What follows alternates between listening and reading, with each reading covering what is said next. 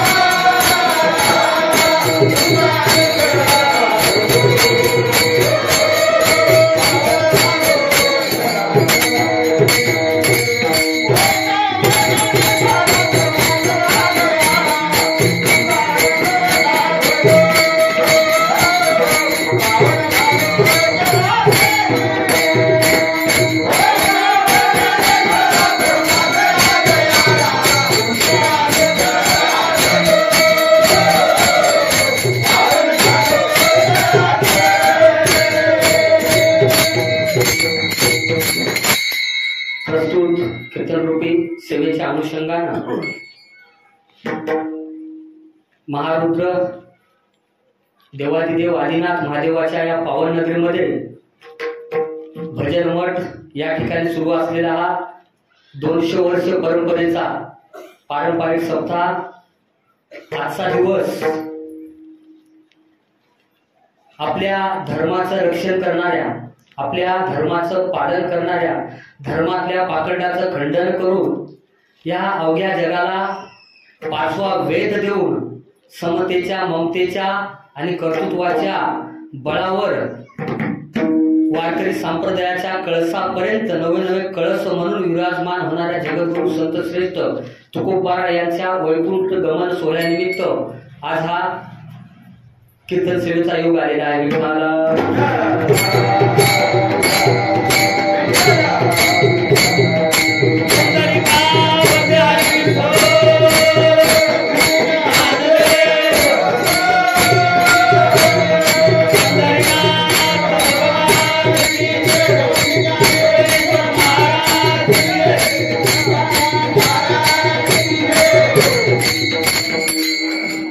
आम्ही जातो तुम्ही कृपा असू द्यावी, सकळा सांगावी विनंती माझी. आम्ही जातोय तुम्ही कृपा असू द्यावी असं सांगणारे तुकोबाराय होते कोण? आपल्या घरी आलेला पाहुणा ज्यावेळेस जातो त्यावेळेस रामराम घालतो आणि येतो म्हणतो, येतो बर का, पुन्हा भेटू. पण तुकोबाराय या ठिकाणी म्हणतात की आम्ही जातो तुम्ही कृपा असू द्यावी. एवढे संत श्रेष्ठ तुकोबाराय आम्हाला म्हणजे तुम्हाला, आम्हाला सर्वसामान्य गावकऱ्यांना, लोकांना म्हणतात की आमच्यावर कृपा असू द्या. हे किती मोठेपण आहे, ही किती नम्रता आहे. तर तुकोबारायांच्या वैकुंठ गमन सोहळ्याचा उत्सव किंवा सोहळा का झाला, तुकोबाराय सदैव वैकुंठाला कशा पद्धतीने गेले हे पाहण्यापूर्वी आपल्याला तुकोबारायांना जाणून घेतलं पाहिजे, तुकोबारायांना ओळखून घेतलं पाहिजे. आणि तुकोबारायांना ओळखून घेताना तुकोबाराय होते कोण, तुकोबारायांचा पूर्व इतिहास काय आहे, तुकोबारायांचा पूर्वजन्मीचा इतिहास काय आहे आणि तुकोबारायांनी त्यांच्या जन्मामध्ये, त्यांच्या जीवनामध्ये काय कार्य केलं. म्हणून आज 375वा बीजाचा अमृत महोत्सवी वर्ष आपण साजरं करतोय. म्हणजे आज 375 वर्ष पूर्ण होऊन सुद्धा आपण तुकोबारायांची बीजोत्सव साजरा करतो. आणि आपल्या कुटुंबामध्ये आपले आजी असतील, पंजोबा असतील, खापर पंजोबा असतील, यांच्या पुण्यतिथीची आपल्याला तारीख सुद्धा माहिती नाही. मुलगा संपला, नातू संपला की पुढच्या पिढीला आपला इतिहास जमा होतो. परंतु तुकोबारायासारखे रत्न, पवित्र ते कुळ, पावन तो देश, जेथे हरीचे दास जन्म.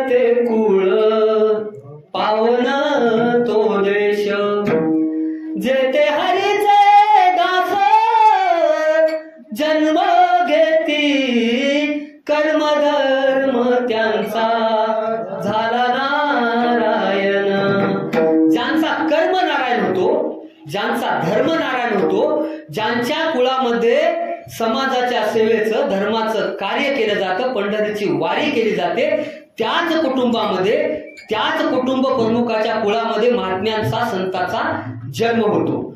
तुकोबरायांच्या कुटुंबाचा इतिहास पाहताना आपण आजपर्यंत ऐकलेले तुकोबा, काही जणांनी सांगितलेले तुकोबा आणि तुकोबरायांचा ज्यावेळेस परिपूर्ण अभ्यास केला जातो, तुकोबरायांच्या गाथेचं जर बारकाईनं चिंतन केलं तर तुकोबराय हे काही साधारण पुरुष नव्हते.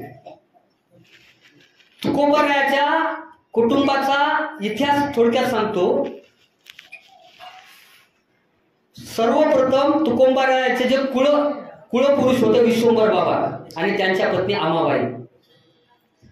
सात्विक दाम्पत्य, मुळामध्ये जावळीच्या खोरामध्ये राहणारे हे कुटुंब, परंतु सरदारकी वगैरे सोडून त्यांची जहागिरी महाजनकी होती देऊला आणि जावळीचं खोरं सोडून ते कुटुंब देऊला राहण्यासाठी आले. देऊला तुकोबरायाचे पूर्वज विश्वंभर बाबा राहायला आले. आल्यानंतर त्यांना 2 मुले झाली, एक हरिबाबा आणि दुसरे मुकुंद बाबा. आणि विश्वंभर बाबाच्या देहावसानानंतर वैकुंठ गमनानंतर त्यांच्या मुलांचं मन काय परमार्थामध्ये, वारीमध्ये, शेतीमध्ये लागत नव्हतं, व्यवसायामध्ये लागत नव्हतं. त्यांनी पुन्हा जावळीच्या खोऱ्यात गेले, त्या ठिकाणी सरदारकी स्वीकारली आणि एका युद्धामध्ये दोघे मृत्यू पावले. हरिबाबा आणि मुकुंद बाबा मृत्यू पावले. मृत्यू पावल्यानंतर हरिबाबाच्या पत्नी गरोदर होत्या आणि मुकुंद बाबाच्या पत्नी सती गेल्या. आणि पांडुरंगाने दृष्टांत दिला आमाबाईला, म्हणजे विश्वंभर बाबाच्या पत्नीला, की तू तुझ्या सुनेला घेऊन देऊला जा. दृष्टांत ऐकला, देऊला घेऊन आले. आल्यानंतर वंशविस्तार झाला. पदोजी, विठोबा, हरिबाबांच्या पोटी जो मुलगा जन्माला आला त्याचं नाव विठोबा.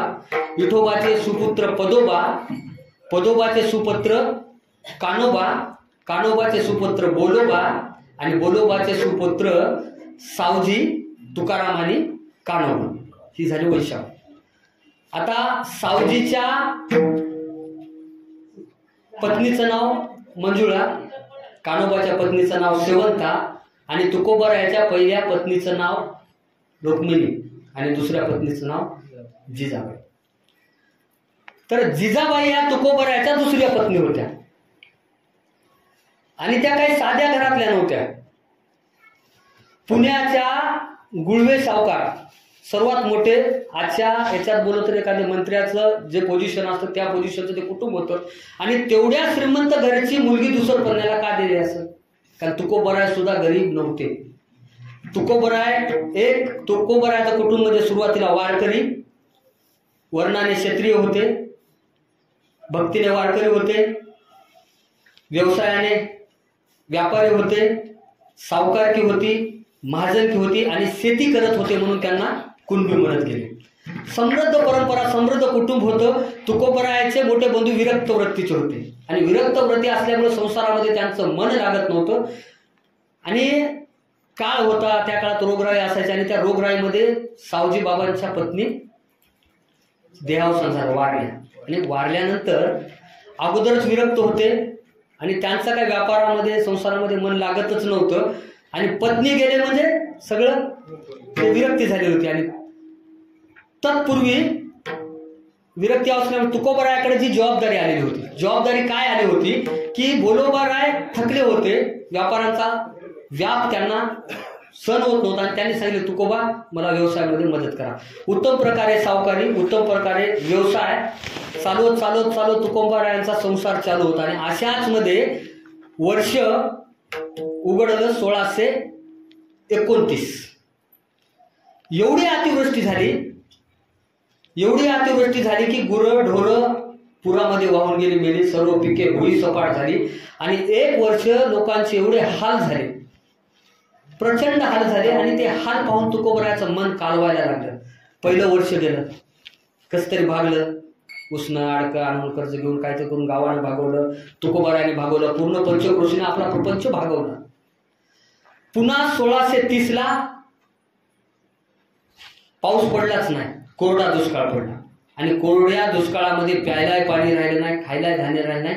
आणि लोकांचे एवढे हाल उठले एवढे हाल उठले की लोक मरून पडू लागले, जनावरं तर कित्येक मेली, लहान लेकर मरू लागले, बायका पोरं मरू लागले. आणि याच वर्षामध्ये तुकोबरायावर मोठा आघात झाला. तुकोबरायांच्या वडिलांचं देहावसान झालं.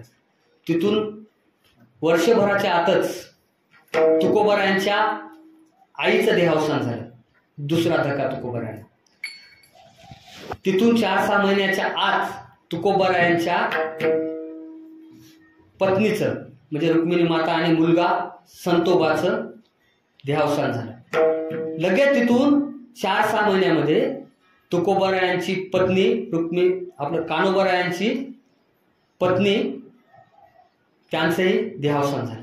बघा, एका वर्षात सगळं होतं. तुकोबरायाकडे वैद्य येत होते, पैसा होता, श्रीमंत सगळं होतं, तरी हे झालं. आणि हे सर्व बघितलं. अरे कशासाठी करतोय आपण, का करतोय?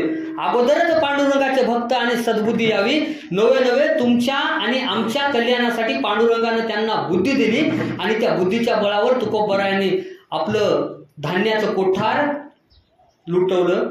सावकारकीचे कागद अर्ध्या वया कान्होबरायांना आपल्या भाऊला त्याच्या विषयाच्या देऊन टाकल्या आणि उरलेल्या वया इस्रायली बुडवल्या. सांगण्याचं तात्पर्य की एवढी विरक्ती तुकोबरायामध्ये आली. आणि पुन्हा 1631चा दुष्काळ एवढा भयानक होता की जी गावाची गत झाली होती, जी परिसराची गत झाली होती, अन्न करता तुकोबरायाचे आणि त्यांच्या परिवाराचे हाल झाले. आणि त्या हालानंतर प्रत्येक जण म्हणायला लागलं, लोक खायला असतात आणि नंतर गायला असतात. तुकोबराच्या बाबतीत सुद्धा तेच झालं. महाजन आहे म्हणले, सावकार की बाप मेल्याचं डोकं खराब झालेला, काही कळत नाही, ऐकत नाही, घर चलवा पुरतं त्यानं घरात काय ठेवा. लुटणारे कोण? हेच. कर्ज माफ करा म्हणून मागे लागणारे किंवा कर्ज माफ केल्यानं गावात आनंद उत्सव साजरा करणारे हेच. आणि जेव्हा आपल्याला जगवणाऱ्या व्यक्तीवर अन्न करण्याची वेळ येते त्यावेळेस त्याच्यावर हसणारे सुद्धा हेच. बरं, तुकोबरायांचा एक स्वभाव असा होता, एवढे स्वाभिमानी होते तुकोबराय की कधीच कोणापुढे हात पसरायचे नाही. यांच्या घरच्या परिस्थितीचा वृत्तांत जर पुण्याला गुळवे सावकारांना कळाला असता तर पूर्ण देहूचं अन्न भागेल एवढं त्याने अन्नधान्य देऊला पाठवून दिलं असतं. परंतु तुकोबरायाकडे ते नव्हतं. जो माणूस स्वतःच दान करतो, कर्णाच्या पलीकडे उद्धार होतो, त्या माणसाला कशाची अपेक्षा राहणार आहे. म्हणून तुकोबराय म्हणतात, बरे झाले देवा निघाले दिवाळे, बरिया दुष्काळे पिढा गेली विठाला.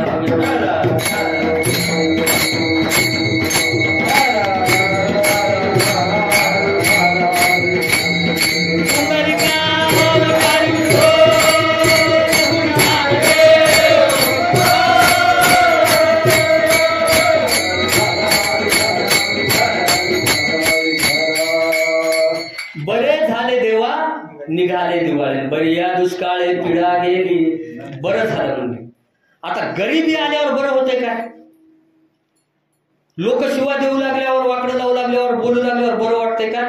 पण परमार्थाचा जर उद्देश साध्य करायचा असेल, भगवंताची प्राप्ती करायची असेल तर संसाराकडे दुर्लक्ष करावंच लागणार आहे.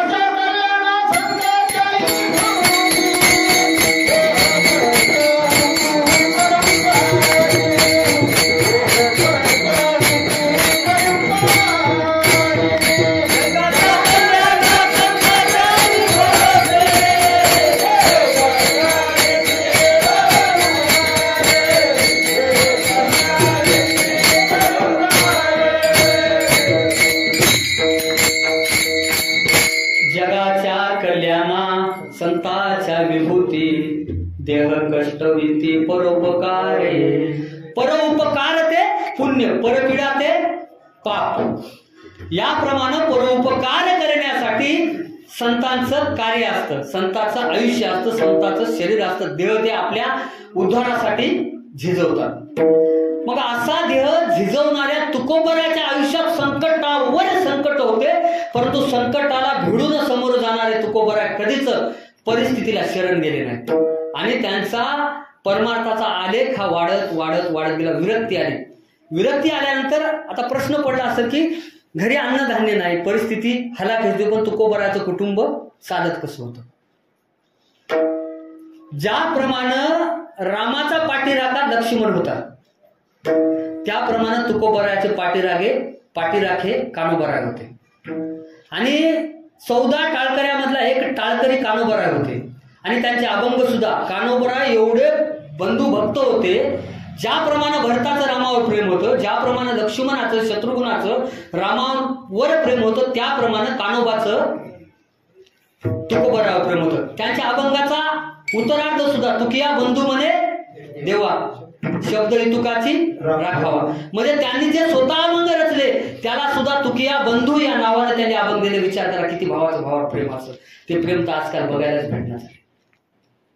भाऊ भावाला पाहिलं की बाजूला निघून चालणार, भाऊ भावाला बोलायला तयार नाही. कारण आम्ही आमची संस्कृती, आम्ही आमची परंपरा, आम्ही आमचे संस्कार, आम्ही आमचा वारकरी संप्रदाय अनुकरण करण्यात चालू, फक्त आमचा देखावा चालू आहे. देखाव्याऐवजी जर आम्ही आमच्या मनामध्ये वारकरी संप्रदाय जर अनुकरला ना तर एकही घर दुःखात नाही राहणार. प्रत्येकाला या सुखाचा आनंद प्रत्येकाला उपभोगायला भेटणार आहे. आणि दुसरीकडं तुकोबाराय सावकारकी सोडली म्हणजे, व्यापार सोडला म्हणजे तुकोबाराय शेती करत करत परमार्थ करायचे, भजन करायचे, प्रवचन कीर्तन त्यांचं सुरू झालं. हे सुरू असताना एकीकडे कान्होबाऱ्यांची सावकारी चालू होती, महाजनकी चालू होती आणि जिजाबाई छोटंसं दुकान चालवायच्या. हे तुकोबाराचा प्रपंचाचा गाडा चालवण्याचं. आणि तुम्हाला सांगतो, पाठीमागं जर घरचे खंबीरपणाने असतील, मग संसारात असो की परमार्थाचा असो, त्याचा परमार्थही विजय यशस्वी होतो आणि संसार यशस्वी होतो. एकटाच माणूस गाडा ओढत असेल आणि चढ लागला, त्याला जर खाली पाठीमागून पुश करणार, साधा हात जरी लावला आणि त्याला ताकद लावून जर गाडी पुढे ओढली तर ती गाडी चढावर जाते. आणि ते एकटंच ओढायला पाठीमागं कोणीच नाही तर ती गाडी पाठीमागं घसरत परत येते. तसं कान्होबाराय जिजाबाई यांच्या पाठबळावर तुकोबाराचा परमार्थ असा फुलत जात होता. तुकोबारायाने चिंतन साधन करण्यासाठी भामगडावर गेले. भामगडावर गेल्यानंतर 15 दिवस चिंतन केलं. अन्न नाही, पाणी नाही, काय नाही. अंगावर विंचू चढले, विंचू चावले, मुंग्या चावल्या, साप अंगावरून जाऊ लागले. व्याघ्र दुरून बघून कल्पना करून खायची सुद्धा हिंमत होईना. कारण ते विधेयी अवस्था तुकोबाराची होऊन गेली. 15व्या दिवशी पांडुरंग परमात्म्यानं स्वप्नामध्ये आले, दृष्टांत दिला, सांगितलं तुकोबाराय तुम्हाला सकळ सिद्धी प्राप्त होईल आणि आजपासून तुम्ही घराकडे जा. इकडे शोधत शोधत शोधत कान्होबाराय भामगडावर आले. एका कुटीमध्ये, गुहेमध्ये तुकोबाराय बसलेले होते. आणि भावाला ज्याप्रमाणे भरतानं रामाला, हनुमंतानं रामाला मिठी मारावी तशी मिठी मारली. दोघांचे आनंद अश्रू व्हायला लागले. आणि दादा एवढे दिवस तुम्ही का थांबलात, चला घराकडे म्हणले. भामगडावरून तुकोबारायला घेऊन विठ्ठलाच्या मंदिराकडे कान्होबाराय आले. दोघांनी इंद्रायणीचं स्नान केलं. स्नान करून घरी गेले. जिजाबाईने ओवाळलं आणि भोजन केलं. तुकोबारायांचा परमार्थ सुरू झाल्यानंतर आता तुकोबारायांनी त्या मंदिराचा जीर्णोद्धार केला. पडायला झालं होतं. विश्वंभर बाबांनी बांधलेल्या मंदिराचा जीर्णोद्धार केला. जीर्णोद्धार करून त्या ठिकाणी भजन, प्रवचन, कीर्तन करण्यास सुरुवात केली. हळूहळू लोक जमू लागले. आणि पांडुरंगाला एक उद्देश पूर्ण करायचा होता की तुकोबारायाच्या हातून कवित्व म्हणजे अभंग रचना करून घ्यायची होती. अभंग रचना करून घ्यायची असल्यामुळं पांडुरंगाने स्वतःच गुरुचं रूप घेतलं. सत्यगुरु राये कृपा मज केली, परिणाई घडली सेवा काय, सापडले वाटे तारागण असताना मस्तकी तो दाना ठेला कर. बाबाजी आपुणे सांगितले नाम, मंत्र दिला रामकृष्णाने. राघव चैतन्य केशव चैतन्य सांगितले पुन्हा. राघव चैतन्य केशव चैतन्य या मालिकेमधून, या परंपरेमधून मी बाबाजी आहे आणि तुम्हाला अनुग्रह देतो. तुकोबाराय रामकृष्ण हरी मंत्र घ्या आणि सद्गुरूचा. आणि तुकोबारायने दुसऱ्या अभंगामध्ये म्हणले माझ्या विठोबाचा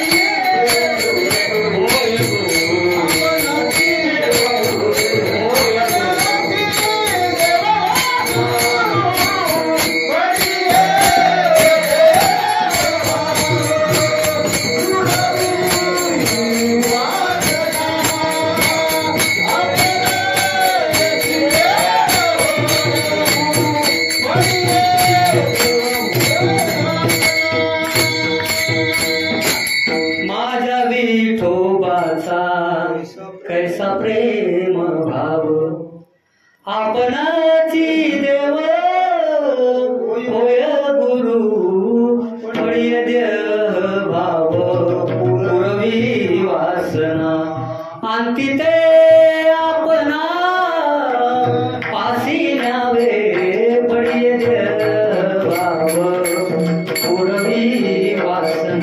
अंती आपल्या पाशी न्यायचं म्हणून त्याच्या देहभावाची पूर्ण तुकोबराची इच्छा पांडुरंगानं स्वतः गुरुचं रूप घेऊन पूर्ण केली. आणि त्या दिवशी सायंकाळी नामदेवे केले स्वप्ना माझी सा जागे येवनिया पांडुरंगे येवनिया पांडुरंगासवे करावे कवित्व सांगितले काम. नामदेवराय आणि पांडुरंग स्वप्नामध्ये आले आणि तुकोबराला आज्ञा दिली. नामदेव महाराजांनी त्यांच्या अवतारामध्ये जे कवित्व शतकोटी अभंग लिहिण्याचं जे प्रण शपथ घेतली होती ती शपथ पूर्ण तुकोबराय तुम्हाला करायची आहे आणि राहिलेली अभंग रचना तुम्ही करा असा आदेश तुकोबरायांना दिला. आणि ती आज्ञा शिरसा वंद्य मानून तुकोबरायांनी अभंग रचनेला सुरुवात केली. विठाला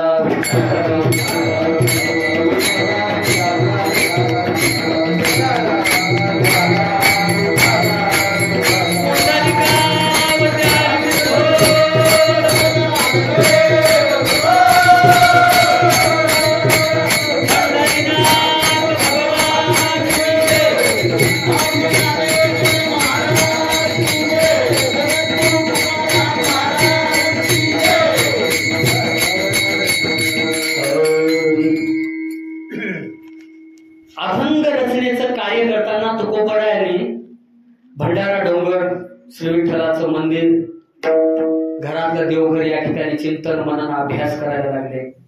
4 वेद 6 शास्त्र 18 पुराणांचा अभ्यास केला तुकोबरायांनी. समाजातल्या परिस्थितीचा मनाचा अभ्यास केला आणि अभ्यासातून तुकोबरायांनी भगवंताच्या भक्तीचा वेध घेतला. भगवंताच्या भक्तीचा वेध घेताना समाजाचं दुःख, समाजाच्या इच्छा आणि त्या काळची परिस्थिती जर पाहिली तर तुकोबराच्या अभंगामधून हे सर्व समोर येतं. या देशावर परचक्र आलेलं होतं. परचक्र म्हणजे यवनी सत्ता होती, मुस्लिमांची राजवट होती. त्या राजवटीमध्ये गोलकोंड्याची कुतुबशाही, अहमदनगरची निजामशाही, कुतुबशाही, आदिलशाही आणि दिल्लीची मोगलशाही या 4 शाह्यांची सत्ता होती. एवढी परिस्थिती भयंकर होती, एवढी परिस्थिती वाईट होती की कधी कुठले येऊन मंदिरं पाडतील, मंदिरातल्या मूर्त्या फोडतील, लेकी बाळीच्या इज्जतीचे आबरूचे लक्तरे तोडतील, मुलींना उचलून नेऊन दास्या बनवतील, विक्री करतील. एवढी भयंकर परिस्थिती होती तुकोबरायांच्या काळाकडे. आणि एकाच वेळी या महाराष्ट्राच्या मातीमध्ये 2 सूर्य जन्माला आले होते. तुकोबरायांचा जन्म 1608चा आणि छत्रपती शिवरायांचा जन्म 1629चा. तुकोबरायांचा आणि शिवरायांचा हा समकालीन युग होतं आणि या युगामध्ये एकीकडे स्वराज्याची मुहूर्तमेढ रचली जात होती आणि एकीकडे धर्माचे पालन करणे, पाखंड करणे हे काम सुरू होतं तुकोबराच्या माध्यमातून. आता संतांचं चरित्र पाहताना, संतांचे गुण पाहताना भगवंताकडे 6 गुण असतात. यश, श्री, औदार्य, ज्ञान, वैराग्य, ऐश्वर्य हे भगवंताचे आमचे गुण आहेत. आणि संतांच्या अंगामध्ये अगोदर हे 6 अवगुण नसले पाहिजे. काम, क्रोध, लोभ, मोह, मद आणि मत्सर या षडगुणापैकी एक जरी गुण आपल्या शरीरामध्ये असेल तर आपण संत तर सोडा, माणूस व्हायच्या सुद्धा पात्रतेचे नाही. आणि काम, क्रोध, लोभ, मोह, मद आणि मत्सर या गुणाच्या पलीकडे तुकोबरायांचं आयुष्य झालेलं होतं. आणि पुन्हा जीवन पद्धती, स्वभाव पद्धतीमध्ये पुन्हा 3 गुण येतात: सात्विक, राजसिक आणि तामसिक. तामसिक गुणाचे लोक स्वार्थासाठी कोणत्याही थराला जातात. राजसिक गुणाचे लोक मधला मार्ग शोधून स्वतःची कातडी वाचून बरोबर स्वार्थ साधून घेतात. आणि राजसिक वृत्तीचे लोक हे दुसऱ्याचं भलं करत करत आपलं भलं झालं तर झालं या पद्धतीने जगतात. आणि राजसिक वृत्तीचे तुकोबरायांची अवस्था झालेली होती. आता ज्ञान, भक्ती, संतांमध्ये गुण दया, क्षमा, शांती, ज्ञान, भक्ती आणि वैराग्य हे 6 गुण लागतात. अगोदर दया, क्षमा, शांती. प्राणी मात्रावर दया करायची. आपल्यामुळे कोणाला त्रास झाला असेल किंवा दुसऱ्यामुळे आपल्याला त्रास झाला असेल तर त्याला क्षमा करायची, माफी मागायची. आणि स्वभावामध्ये एवढी शांतता पाहिजे की मुलांना आपल्या किती नुकसान केलं तरी बाप आणि माय त्याला ज्याप्रमाणे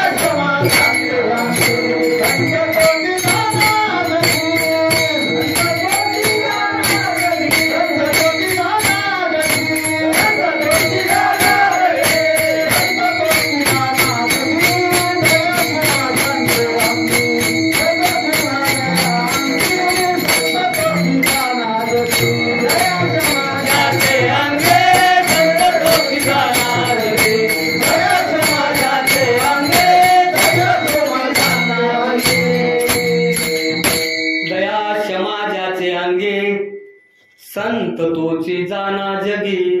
ज्याच्याकडे दया आहे, ज्याच्याकडे क्षमा आहे तो संत आहे. आणि तुकोबाराकडे सगळे गुण होते. विठोबाराच्या मंदिरामध्ये रोज सायंकाळी दुपारच्यानंतर हरिकीर्तन सुरू राहायचं. गावातले सगळे लोक यायला लागले. तुकोबारा विठ्ठलाचं रूप समजून सांगायला लागले. सुंदरते ध्यान उभे विठेवरी करकटावरी ठेवून या समचरण दृष्टी विठेवरी साजेरी ते माझे हरी प्रती राहो आवडे रूप गोजिरे सगुण पाहता लोचन सुखावले आता दृष्टी पुढे ऐसाच तुला जो मी तुझ पाहे पांडुरंगा. पुन्हा म्हणायला लागले सदा माझे डोळा जडो तुझे मूर्ती माईच्या पती सोयरिया गोड तुझे रूप गोड तुझे नाम हे माझं प्रेम सर्व काळ. पुन्हा पांडुरंगाच्या रूपाकडे पाहून म्हणायला लागले की जरी दृष्टी लागो तुझ्या सगुणपणा जेणे माझ्या मना बोध केला अनंत जन्मीचे विसरलो दुःख पाहता तुझे मुख पांडुरंगा. आणि सुरू झाली भक्ती.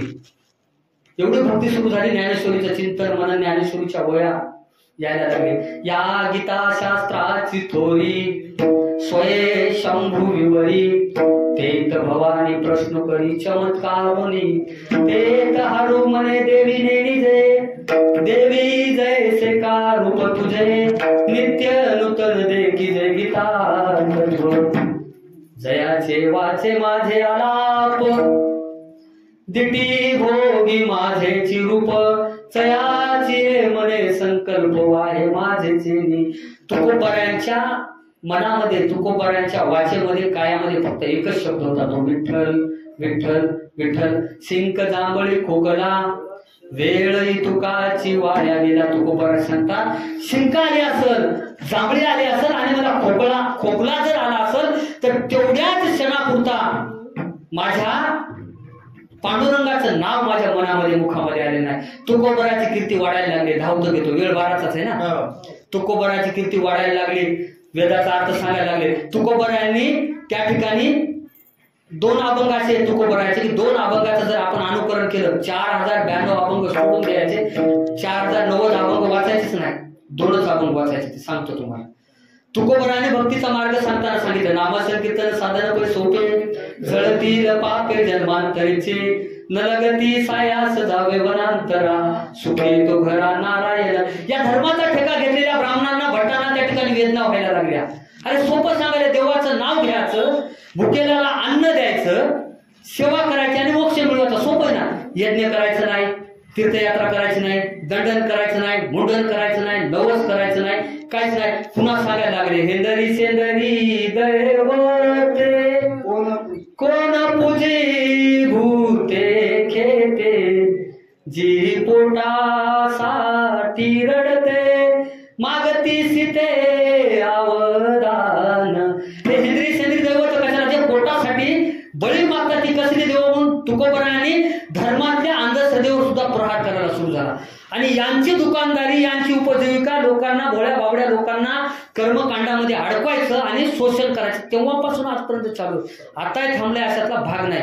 आणि दुसरीकडे तुकोबारांनी पुन्हा एक प्रहार केला धर्माचा ठेका घेऊन लोकांना लुटणाऱ्या लोकांचा.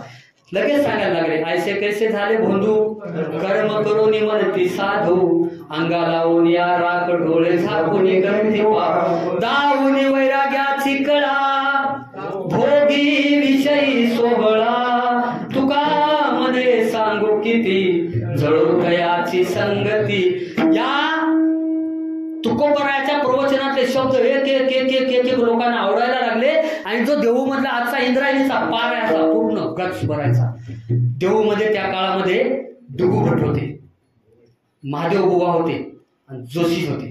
हे 3 साधारण शास्त्री आणि एक मंबाजी भट होता सगळ्याचा गुरु. हे 4 या चौघांनी ठरवलं. आणि तुकोबारायांच्या वडिलापासून त्यांचे विरोधक असलेले लक्ष्मीदास सावकार, नाव ध्यानात ठेवा. लक्ष्मीदास सावकार, मंबाजी भट, दिगू भट, महादेव शास्त्री आणि जोशी बुवा.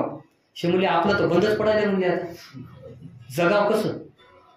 तुकोबरामध्ये तुम्हाला करायचंय तर करा, माझा विरोध नाही. परंतु याही मार्गाने भगवंत प्राप्ती होती. लोकांना आवडायला लागले शेतकरी माणसं. आज बघा ना, वारकरी संप्रदायात जे आनंद आहे ते यज्ञ लावून त्याच्यापुढे बसण्यात आनंद आहे का तो गेला. सत्ययुगातली भक्ती पद्धती, त्रेतायुगातली, द्वापारयुगातली आणि कलियुगातली भक्ती पद्धती वेगवेगळी आहे. त्या काळातलं 10,000 वर्षाचं आयुष्य, 1000 वर्षाचं आयुष्य आणि आता 100 वर्षाचं आयुष्य फरक आहे ना. आता नामचिंतन, चिंतन, वंदन, नवविधा भक्तीच्या मार्गाने आता सहज भगवंताची प्राप्ती होती. पूजेनं, चिंतनानं, मननानं, सेवेनं भगवंत सहज प्राप्त होतो. आणि एवढा सोपा भक्तीचा मार्ग तुकोबराय सांगायला लागले, पोटात कालवायला लागलं. आणि तुकोबरांना जर गावाच्या ठिकाणी, गाव लेवलला जर तुकोबराला विरोध करावा तर तुकोबरा का साध्या घरचे होते का? कानोबरायांनी जर मनात आणलं असं त्या चौघाची उचल बागडी करून याला बाहेर नेऊन टाकला असतं. यांनी गाव सोडलं. पुण्याला रामेश्वर शास्त्री राहायचे. धर्माचे त्या काळातले त्या भागातले धर्मगुरू होते. पंचायत भरायची, धर्मसभा भरायची आणि त्या धर्मसभेमध्ये न्याय निवड. त्यांनी सांगितलं की जातीनं क्षत्रिय जरी असला, वर्णानं जरी क्षत्रिय असला तरी कर्मानं कुणबी आहे. आणि कुणब्याला अभंग रचनेचा अधिकार दिला नाही. फरमान सुटलं. रामेश्वर शास्त्री गावात आले. महादेवाच्या मंदिरामध्ये थांबले. लक्ष्मीदास सावकारांनी त्यांची सगळी व्यवस्था केली. त्या ठिकाणी सुरू झालं कर्मकांड त्यांचं. लोक यायला लागले. आता महाराज मोठा आला, थोडं लोक येतातच. आणि धर्मसभा बोलली. तुकोबाराला बोलवा म्हणले. कायदेशीर आताच्या भाषेत बोलायचं तर नोटीस पाठवली, तुमच्या वया घेऊन या म्हणले. कोणाला विचारून करायला कविता म्हणले. धर्मसभा बोलली. कानोबराय सोबत होते. तुकोबाराय थांबले. ज्याप्रमाणे एखादा आरोपी कोर्टामध्ये उभा राहावा त्याप्रमाणे तुकोबारायांना उभं केलं. तुकोबारायांना विचारलं कोणासाठी, तर सांगितलं तुकोबारानं, करीतो कवित्व म्हणाले हे कोणी, नव्हे माझी वाणी पदरीची. माझ्या वाणी ही माझ्या पदरीची नाही, हे कवित्व मी माझ्या पांडुरंगाच्या आशीर्वादानं करायला लागलोय. माझ्या पांडुरंगाच्या आशीर्वादानं मी हे कवित्व करायला लागलेलं आहे. आणि तुम्ही या माझ्या कवित्वाच्या आड येऊ नका. तुला काय कळतंय म्हणले रामदेव शास्त्री, तुला काय समजतंय आणि तू कोणाला विचारून करायला लागला, तुला काय कळतंय. 4 वेद, 6 शास्त्र, 18 पुराण, उपनिषदांचा आम्ही अभ्यास केलाय, महाभारताचा अभ्यास केलाय, गीतेचा अभ्यास केलाय, रामायणाचा अभ्यास केलाय. तुकोबराय म्हणले वेद अनंत बोलिला, अर्थ तुकाची साधिला. वेद अनंत बोलिला, अर्थ तुकाची साधिला. विठोबासी शरण जावे, निज निष्ठा नाम गावे. डोळे ओटाळले आणि बोलायला लागले. आणि तुकोबराय लगेच म्हणले वेदाचा तो अर्थ आम्हासीच ठावा, येरा निवावा भार माथा. आणि त्यांच्या तळपायाची आग मस्तकाला गेली. तुकोबराय म्हटले कोण्या धर्मशास्त्रामध्ये सांगितले कर्मकांड सांगा म्हणले. मी जे बोललोय, मी जे सांगितले, अभंगामध्ये जे मांडले, पांडुरंगाच्या प्रसादानं, पांडुरंगाच्या कृपेनं मांडले. आणि मी काय तुमची आज्ञा पाळणार नाही. लगेच गावच्या पाटलाला बोलून घेण्यात आलं सभेमध्ये आणि सक्ती केली की अभंग बुडवण्याचा आदेश. तुकोबराय धर्मसभेमधून बाहेर आले. ढसा ढसा ढसा रडायला लागले. डोळ्यातून अश्रू जायला लागल्या. जिजाबाई म्हणायला लागल्या ज्या अभंग रचनेसाठी, ज्या तत्वज्ञानासाठी, ज्या वारकरी संप्रदायासाठी तुम्ही तुमचा महाजनकी बुडवली, तुम्ही तुमची सावकारकी बुडवली, तुम्ही तुमची समाजातली आर्थिक दृष्ट्या असलेली पत संपवली, तुम्ही तुमचे आयुष्य खरतड करून टाकलं. मालक, तुम्ही जर मनात आणलं असलं तर एखाद्या राजासारखं आयुष्य जगलं असतं. मोठ्या घरची मी मुलगी असून सुद्धा एखाद्या राजाच्या राणीसारखी जगली असते. परंतु ज्या अभंगासाठी, ज्या परमार्थासाठी आपण कार्य केलं तो परमार्थ बुडायची वेळ आली. किती मोठं संकट आलं. कानोबाराय म्हटले राहू द्या बघूत म्हणले काय होते ते. तुकोबराय म्हणायला लागले कोपला पाटील गावचे हे लोक आता घाली भीक मज कोण. किती परिस्थिती अवघड. ज्या वेळेस पुढचा व्यक्ती स्वाभिमानानं संघर्ष करायला लागतो त्यावेळेस त्याचीच माणसं त्याच्या समोर उभी केली जातात. हा इतिहास आहे पूर्वीपासून. आणि गावातलेच पाटलं गावातलेच माणसं तुकोबराच्या विरोधात उभं केले. आणि त्यांना भीती काय, गाथा जर नाही बुडवली तर संकट येईल, गावावर महामारी येईल. अंधश्रद्धाळू भोळे बाबडे लोक होते, त्यांना भिडू घातलं. तुकोबराने शेवटी निश्चय केला पांडुरंगाच्या जर मनात असेल, पांडुरंगाची जर इच्छा असेल तर आपण हे काम करूया. सायंकाळची वेळ होती. तुकोबराने गातेचं दर्शन घेतलं. त्या दिवशी सकाळीपासून तुकोबराच्या घरामध्ये कोणी अन्नाचा कण खाला होता. सगळे उपाशी होते. तुकोबाराय निघाले. तुकोबाराच्या पाठीमागं जिजाबाई निघाल्या. जिजाबाईच्या पाठीमागं कानोबा, त्यांचा पूर्ण परिवार, लहान लहान विठोबा, महादेव आणि भागोबाई, तीन मुलं सुद्धा तुकोबराची निघायला लागले. इंद्रायणीच्या तीरावर आले. इंद्रायणीला नतमस्तक झाले. इंद्रायणीच्या पाया पडले. अर्ध्या गंगेमध्ये तुकोबराय गेले आणि दगड बांधून त्या वया त्यांनी, माझ्या हातून एवढं काम तुम्हाला पांडुरंगा करून घ्यायचं असेल, माझ्या आयुष्याचा उद्देशच एवढा असेल आणि कदाचित ते पूर्ण झाला असेल म्हणून माझ्यावर ही वेळ आली असेल, किंवा तुम्ही मला बुद्धी दिली असेल, किंवा त्यांना बुद्धी दिली असेल. संत दोष कोणाला लावत नाहीत. आणि इंद्रायणीमध्ये वह्या बुडवल्या आणि तुकोबराय इंद्रायणीच्या तीरावर आले आणि निर्वाण मांडलं. पांडुरंगा एकटा आता मी राहील नाहीतर तूच राहशील. आणि त्या उपोषण सुरू केलं. अन्न त्याग केला तुकोबरायने. 13 दिवस झाले. पहिला दिवस झाला, दुसरा दिवस झाला, तिसरा दिवस झाला. एक एक एक एक तुकोबरायांची कीर्तन लोहगावला व्हायचे, पंचक्रोशीमध्ये व्हायचे. आळंदी, देहू या परिसरामध्ये तुकोबराचे कीर्तन व्हायला लागले. आणि त्या परिसरातून तुकोबरायला मानणारे लोक यायला लागले. एक एक एक एक एक एक एक एक लोक यायला लागले. आणि पूर्ण देहूमध्ये पंढरीची वारी भरावी तशी देहूला वारी तुकोबाची भरायला लागली. तेवढे लोक जमा झाले. आलेला व्यक्ती परत जायचा ना, दुसरा व्यक्ती यायचा. तुकोबांचा गाथा बुडवला. लोकांना मुप्पाट अभंग झाले होते, हजारो अभंग.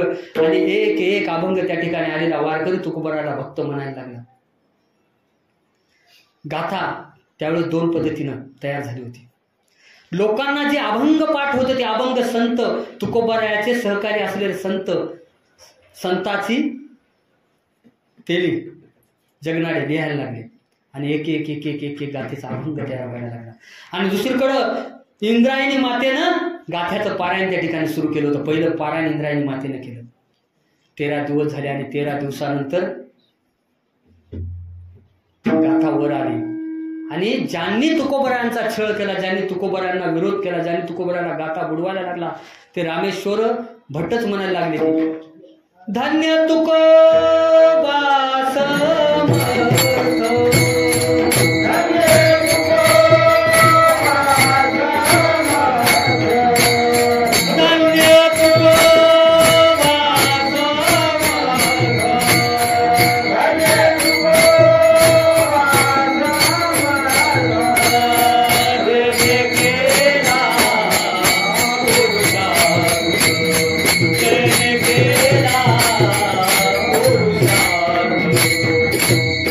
Yeah.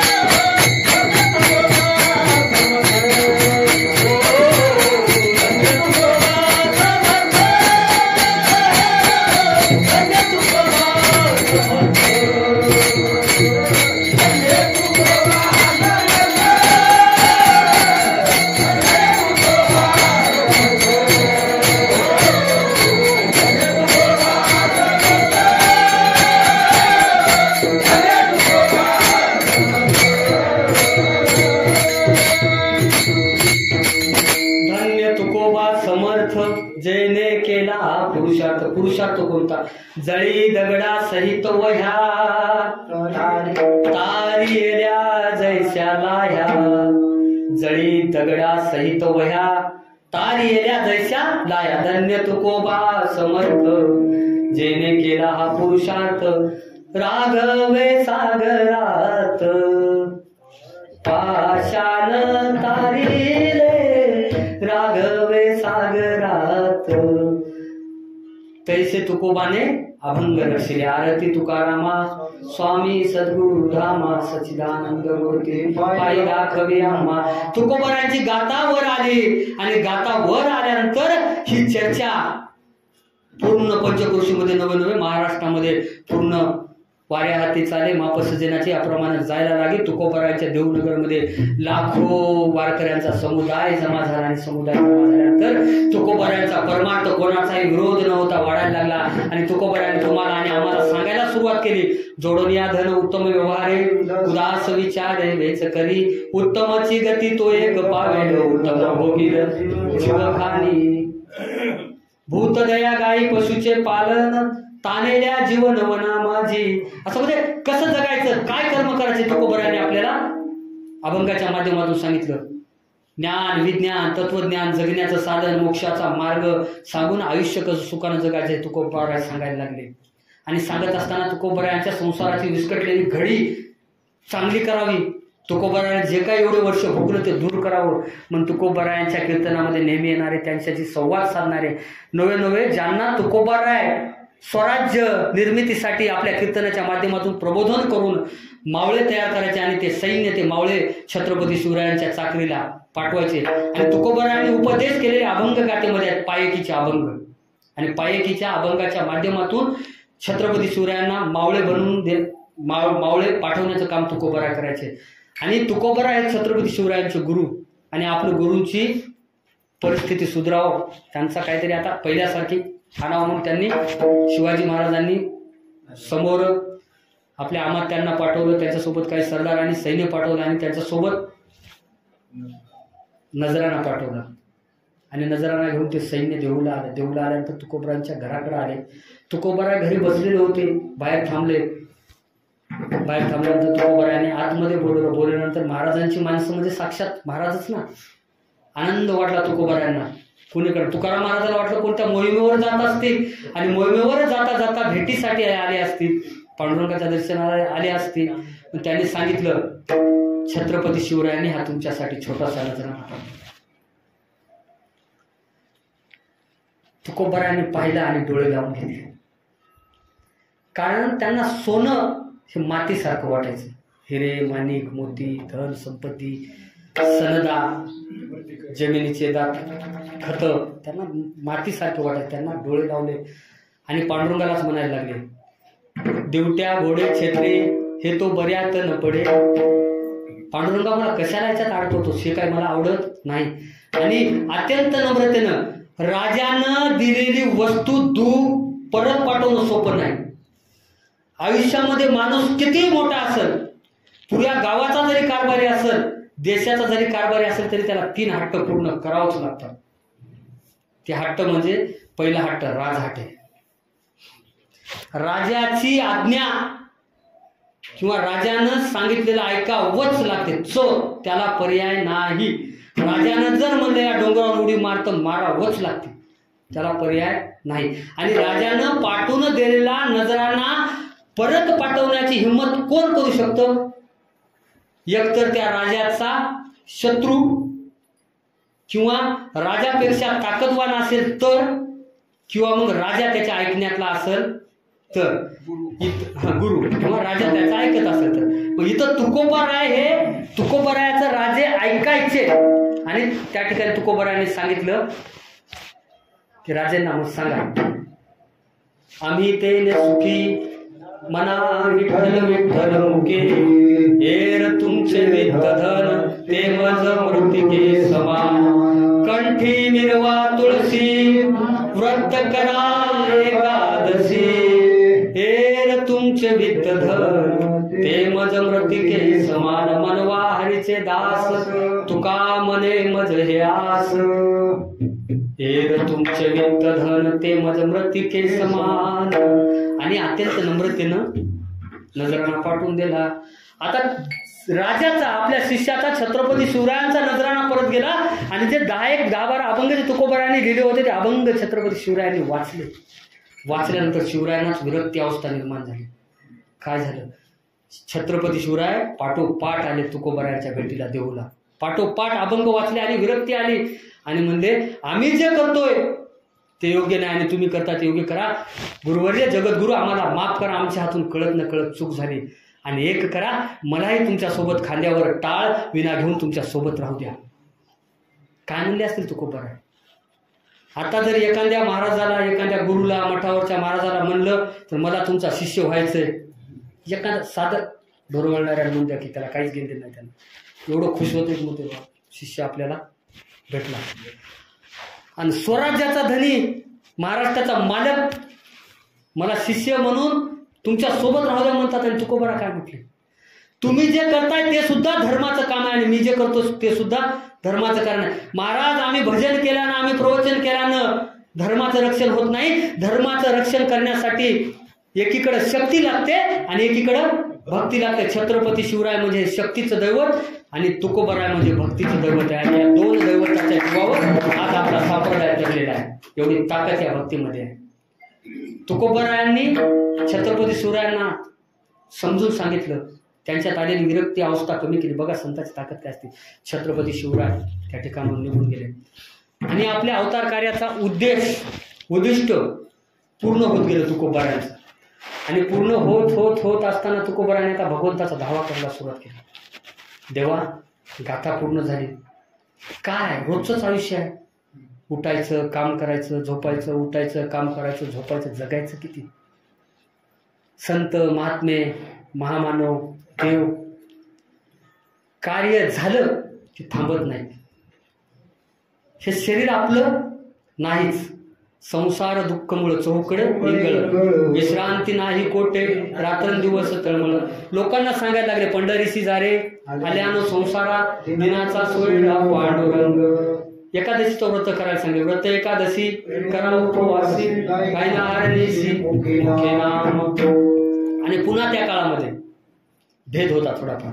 शैव संप्रदाय, वैष्णव संप्रदाय, तो दूर व्हायसाठी तुकोबरायांनी सांगितलं, हरिहरा भेद नाही नका करू वाद, एक एकाचे साखरेचे ठाई. तुकोबरायांनी सांगितलं. म्हणजे किती सांगितलं. तुकोबरायावर जर बोलायचं झालं, तुकाराम सांगायचं झालं, 1-2 तासाचं कीर्तन सोडा, तुकोबराय सांगायचं म्हणजे तुमच्या आणि आमच्यासारख्या आयुष्य सुद्धा पूर्ण होत नाही. एवढं महान आहे. एक अभंग, एका अभंगामधला एक चरण, एका चरणामधलं एक अक्षर, एका अक्षरामधला एक वर्ण, तेवढं ज्ञान आपल्याकडे नाही आणि आपण सांगू शकत नाही. पण एवढी शक्ती तुकोबरायांच्या गातेमध्ये आहे. ज्ञानेश्वर महाराजाची ज्ञानेश्वरी म्हणजे साक्षात ज्ञानेश्वर माऊली आजही आपल्यासोबत आहेत. आणि तुकोबरायाची गाथा म्हणजे साक्षात तुकोबराय आजही आपल्यासोबत आहे. कोणाही महाराजावर विश्वास ठेवून, त्याच्या पाठीमागे लागून, त्याला दक्षिणा देऊन, त्याच्या पाया पडून त्याचं शिष्य व्हायची गरज नाही. घरातल्या तुळशीवर तुळशीची माळ टाकायची नाही. तर आपल्या आईच्या वडिलाच्या हाताने जर गळ्यात माळ घातली आणि रामकृष्ण हरी म्हटलं, तुम्हाला गुरुच करायची गरज नाही. एखाद्याला आपण गुरु करावं, त्यानं नको ते नाटक करावे, ते नरकाला जाते ना आपल्याला नरकाला घेऊन जाते. आपण तर संसारातले सर्वसाधारण माणसं आहोत. संसार म्हणजे संसाराच्या अंगे अवघीचं व्यसन आहे. आम्ही या कीर्तने शुद्ध झालो. तुकोबराय सांगतात, कीर्तन सांग होय अंग हरिरूप. आता कीर्तनाचे प्रकार सांगताना नामस्मरण करणं म्हणजे कीर्तन श्रवण करणं म्हणजे कीर्तन, या ठिकाणी उभं राहून बोलणं म्हणजे कीर्तन, भक्ती म्हणजेच कीर्तन, बाकी वेगळं नाही. तिथं बसलेल्या कीर्तन येत नाही असं नाही, येला येत नाही असं नाही, मला येते असं नाही.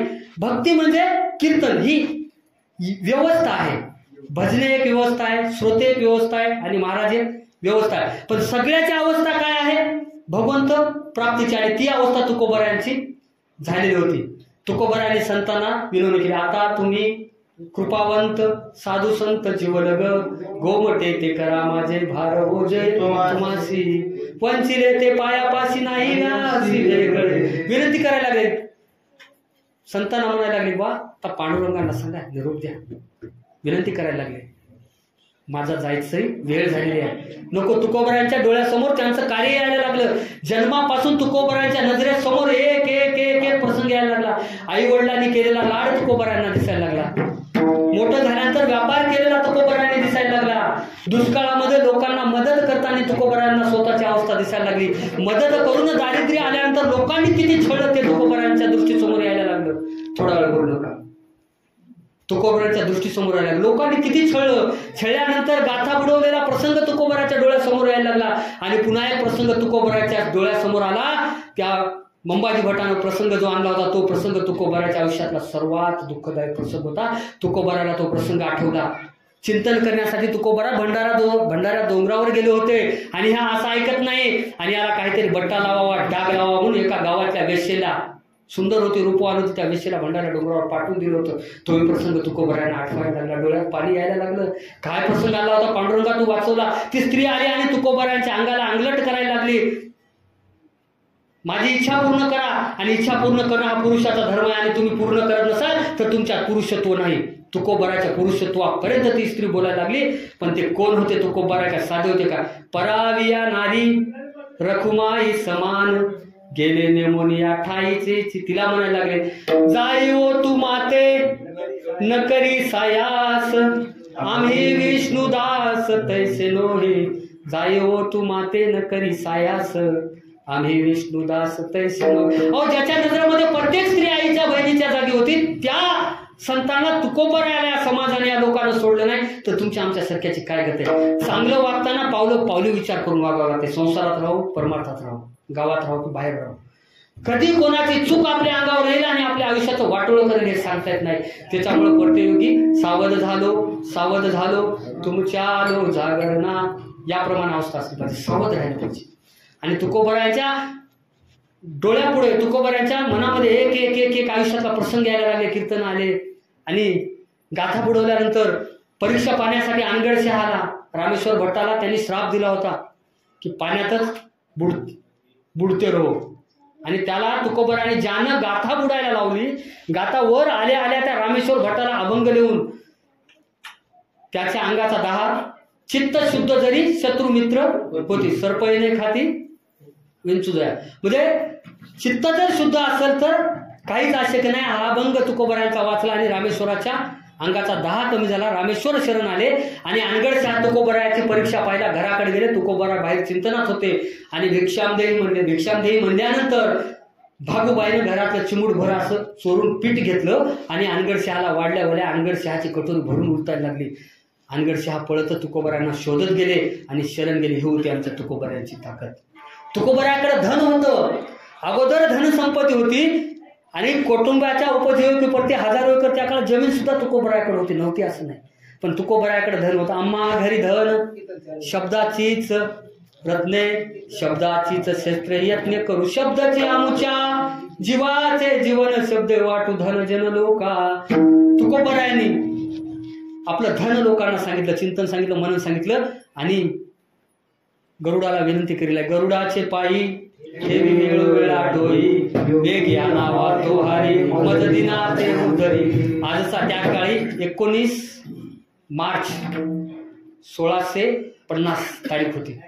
19 मार्च 1650 हा दिवस होता तारखेनुसार आणि आजचा बीजेचा मुहूर्त. या मुहूर्तावर तुकोबराय सकाळी उठले आणि उठल्यानंतर गावात फिरायला लागले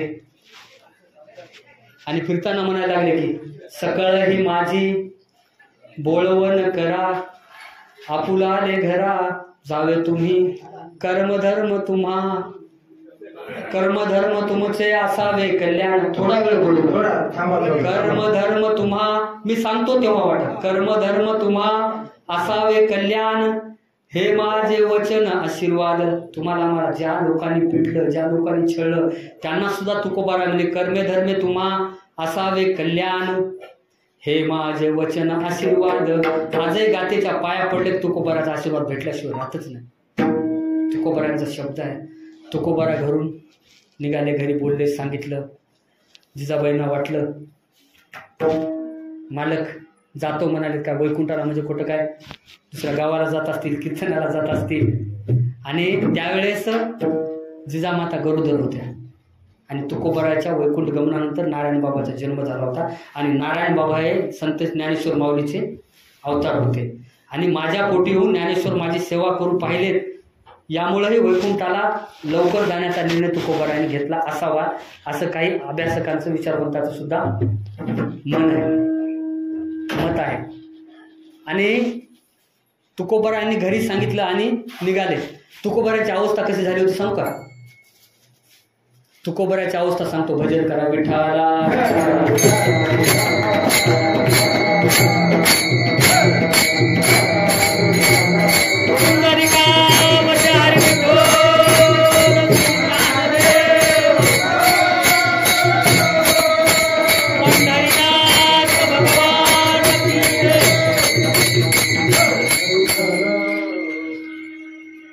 आपल्या घरामध्ये लहान लेकरांना जन्माला यावं, सुंदर अशी गोंडस मुलगी जन्माला यावी आणि 6-7 महिन्याचे लेकरू झाले त्यानं तोंडातून शब्द उगारावा, आई किती आनंद होतो, बाबा किती आनंद होते, आजोबा, आजी, काका, आत्या, मामा, एक एक एक एक त्या लेकराचे लहान शब्द कानावर मुलीचे पडतात ना, त्यातल्या त्यात मुलीचे बघा. एवढे गोड शब्द, एवढा जीव. ह्या मायमाऊल्याचे उपकार तुम्हाला सांगतो, पुरुषानं 7 जन्म घेतले तरी त्याच्या एका जन्माचे उपकार पुरुषाला भेटत नाही. तो आपला पुरुष अहंकार आहे, आपल्याला आडवा येतो. बाईनं 1 जन्म सेवा करावं, माणसानं 7 जन्म सेवा करावं तर बरोबर होती. एवढा बाईचा त्याग असतो पुरुषाचा. आणि ते जन्मले लेकरू जसं जसं लहानाचं मोठं होतं, रांगतं, बोलतं, आईची काळजी किती घेतं. मुलगी आईची काळजी घेते. आई दुखायले का काही, आई काय करू लागू का, घासता येत नाही तरी थोडंफार भांडे धुवू लागते, थोडंफार धुणं धुवू लागते, घर पुसू लागते. ही मुलीची जात खूप जीव लावते. बाप बाहेरून आला की पाण्याचा ग्लास घेऊन येते, जीव लावते, जीव लावते. आणि तुम्हाला सांगू का, पोरग किती हुशार असेल, काही जरी असेल, पोरीमध्ये जेवढा बापाचा जीव असते ना, माईचा जेवढा जीव असते ना, तेवढा मी म्हणतो संताचा देवावर सुद्धा असते की नाही. माफी मागू शकतो वापरतो. मुलगी म्हणजे हे काळजाचा तुकडाच असतो बापाच्या. आणि त्या मुलीच्या आयुष्याचं कल्याण व्हावं, त्या मुलीचा संसार सुखाचा व्हावा. ज्या वेदना, जे दुःख, जे दारिद्र्य, जे संकट, जी परिस्थिती आमच्यावर, आमच्या कुटुंबावर ओढवली, ती परिस्थिती भविष्यात माझ्या मुलीच्या आयुष्यामध्ये येऊ नये, नवे तिच्या कुटुंबाच्या जवळ सुद्धा जाऊ नये म्हणून बाप आयुष्यभर जोड लावत असतो. जोड बापाला लय गोडी असते का, कामातला काम सोडून शेजाऱ्याच्या लग्नाला उभं राहते, कामातलं काम सोडून मौतीला वेळ देते, कामातलं काम सोडून अरे उद्या माझ्या मुलीचं लग्न आहे, उद्या माझ्या घरचा कार्यक्रम आहे, सगळी भावकी थांबली पाहिजे, सगळे पाहुणे आले पाहिजे, वेळेतला वेळ काढून एखादं काम बुडून नुकसान करून बाप आपल्या पोरीच्या लग्नाचा उद्देश डोळ्यासमोर ठेवून झटत असते. आणि ती पोरगी सुद्धा बघत असते बापाचं झालेलं कष्ट. सुंदराचं स्थळ पाहिलं जातं त्या मुलीला. आणि आपल्यापेक्षा श्रीमंत प्रत्येक जण आपली मुलगी आपल्यापेक्षा मोठ्या घरी देतोय. आजकालच्या पोरीला कळच ना सगळे. अहो जगाच्या पाठीवर तेव्हानंतर तुमचा विचार करणारे 2च माणसं आहेत, फक्त 2च. एखाद्या भाग्यवानाला दुसरे 2 भेटतील, भाऊ आणि गुरु. पण 99% लोकांना त्याच्या बाजूने विचार करणारे 2च माणसं भेटतात. देव भेटायला आपली भक्ती नाही, संत भेटायला आपली पात्रता नाही. आपल्याच घरात देव आणि संत ते म्हणजे मायबाप. आणि जेवढा विचार मायबाप आपल्या मुलाबाळासाठी करतात तेवढा विचार जगाच्या पाठीवर कोणीच करत नाही. पोटाला उपाशी मारूनच जमवून ठेवलेली संपत्ती, कर्जाच्या व्याजाचं व्याज भरून सुद्धा सांभाळून ठेवलेली जमीन कोणाला देतात? त्याच्या नावावर करून जातात. हे मायबापाचा त्याग आहे, कर्तृत्व आहे आणि त्याग सुद्धा आहे. इकलं उधळलं तर काय करणार आहे पोरं? मायबाप करत नाही. मुलीची सोयरीक होती आणि जसं त्या मुलीची सोयरीक होती आणि सोयरीक झाल्यानंतर त्या मुलीला सांगितलं जातं तुझ्या घरची अशी आहे, तुझी सासू अशी. आई सांगते बाळा मला जसं बोललंस तसं सासूला बोल, सासऱ्याला बोल, भावाला जसं बोलते तसं दिराला बोल, नंदेला बहिणीसारखं बोल, तिला संस्कार बोलतात. पण तिच्या डोक्यामध्ये बापाचा संघर्ष दिसतो, माईचा संघर्ष दिसतो. हळदीचा दिवस येतो, सकाळी भाऊकीचे लोक मांडव घालायला बोलवतात. मांडव घालायला भाऊकीचे लोक बोलवल्यावर तुम्ही बघा सगळे आपण त्याच्यातून गेलेले आहात, तुम्ही गेलेले आहात, आम्ही जाणार आहोत, आम्ही पाहिले, तुम्ही अनुभवले. मांडव घातला जातो आणि मांडव घातल्यानंतर पोहे करतात बघा, चहा पोहे घरी. पोरीचा बाप त्याच वेळेस पोहे खातो बघा. तिथून पुढे त्याच्या पोटामध्ये अन्नाचा कण जात नाही. नंतर नवरदेव अन्न, संध्याकाळी हळदीचा कार्यक्रम, दुसऱ्या दिवशी लग्नातलं नियोजन. मग घरात संयुक्त कुटुंब असेल तर चुलता, भाऊ, आई सगळे उपाशी असतात. खाणं म्हणजे काय, 1-2 घास खाऊन पाणी पिऊन ते बाजूला होतात. पोटभर त्याचा अल्पोहार सुद्धा झालेला नसतो. आणि हळदीच्या दिवशी सकाळी खालेलं बापानं तो उपाशी बाप राहतो. लग्नाच्या दिवशी कोणता पाहुणा आला, कोणता पाहुणा आला, कोणता पाहुणा आला, त्याच्या डोळ्यासमोर येतो. जावयाला आहे एकही जावं विसरला नाही पाहिजे. विवाहाचा मान, सर्वाचा मान सन्मान करत करत करत त्याच्या आयुष्याची पूर्ण पुंजी तो लग्नामध्ये खर्च करतो. लग्न लागतं. लाभो संतती संपदा बहुतमा, लाभोतही सद्गुण ब्राह्मण देवता आशीर्वाद देतात. आता सावध सावधान समो साधा, समीप असे मंगळ अष्टक होतात. आणि बापाच्या डोळ्यामधून अश्रूच्या धारा जे सुरू होतात ते दिसत नाही. त्याचं मन दुखतं, मन दुखतं. आणि इकडे ती मुलगी विचार करायला लागते. वाटा आता मुलगी विचार करायला लागते की माझ्या बापानं माझ्यासाठी किती कष्ट खाल्ले. त्याच्यानंतर 7 फेरे होतात. 7 फेऱ्याच्या प्रत्येक पावलाला पोरीला आपला बाप दिसतो, माय दिसते, भाऊ दिसते. आणि तिला वाटतं माझ्यानंतर माझ्या बापाची काळजी कोण करणार आहे, माझ्या आईची काळजी कोण करणार आहे. म्हणून तिला दुःख होतं. आणि साड्याचा कार्यक्रम होतो. भावकीचे लोक म्हणतात आमची आजोर होती आमची, आता झाली तुमची. आणि आपलं पोरीसोबत असलेलं नातं तुटलं. त्यापुढं मुलीला आणायचं म्हणलं तर तिच्या मालकाला, तिच्या सासऱ्याला, तिच्या घरच्या लोकांना विचारून घ्यावं लागतं. आणि मुलीला घरामध्ये नेलं जातं. घरात देवघरात दर्शन घेतल्यानंतर ती मुलगी जेव्हा बाहेर येते, बाहेर आल्यानंतर बापाच्या गळ्याला ढसा ढसा पडून रडते. रडल्यानंतर ती मुलगी जेव्हा निघायला जाते त्यावेळेस ती मुलगी पाठीमागं फिरून पाहते. तिला वाटतं हे घर आता मला मोकळेपणानं बसायला भेटणार नाही. या घरामध्ये मला माझ्या मायबापाचं प्रेम भेटणार नाही. या घरामध्ये मला वेळ काढून, वेळ घेऊन, दिवस सांगून यावं लागणार, जावं लागणार आहे. म्हणून ती मुलगी पाठीमागे फिरून पाहते.